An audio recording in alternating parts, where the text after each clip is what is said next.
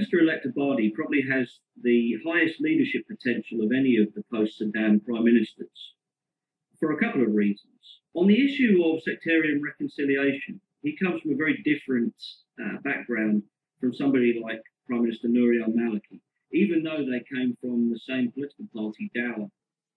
Abadi's experience was one of living in London primarily for over 20 years and of interspersing his life there and his political activities within Dawa with a very successful business career. Whereas at the same time, Maliki was living in Beirut, Damascus, Tehran, and living at the rough edge of the anti-Saddam opposition, with his colleagues being killed and himself and others being hunted by the Saddam security forces. So Abadi comes from a place where, even though he had two brothers killed by Saddam's regime and another in prison for 10 years, he's always been able to maintain a broader perspective on Sunni Shia reconciliation in Iraq. And this has meant that he's been able to see both sides of the problem. So, for instance, he understands the need for Sunni Shia reconciliation in Iraq if the country is ever going to find real stability. He has supported certain initiatives such as the Safwa Awakening initiative back in 2006-2007, when the Iraqi federal government armed a number of Sunni militias and allowed them to self-police.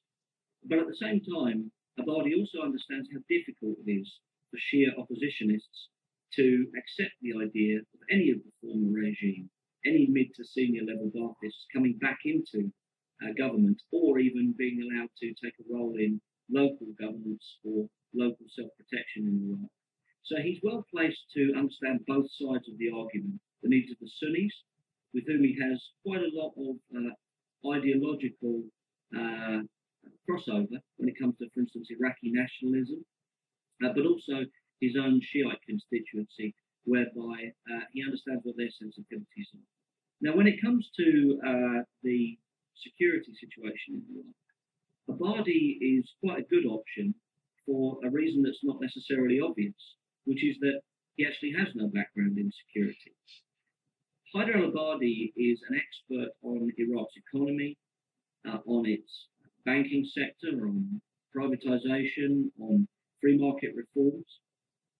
But one of the areas of Iraqi life that he has not taken a strong interest in is security policy. And in the current circumstances, that's a good thing. For the last 8 years, security has increasingly become a one-man show, with Prime Minister Maliki dedicating enormous amounts of time to getting into the detail, into the weeds of security policy, and neglecting many other aspects of national development. Haider al-Abadi is the mirror image of that.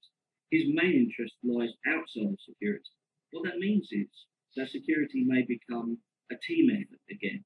And it's important that it does become a team effort, because only a team effort can defeat ISIS in Iraq. The federal government is not able on its own to go into the Sunni areas and to push ISIS out of those areas. If the federal government goes into those kind of areas on its own, all it will do is to engender more opposition from the local tribes and the local Sunni people. The only way to get into the ISIS-held areas is to have the local Sunnis take part in these security operations on the federal government's side. Security in the future has to be a partnership effort. And Haider al-Abadi will be more open than Maliki to bringing in, let's say, a Sunni defense minister or a Sunni national security advisor, to bringing the Kurds into the process as well.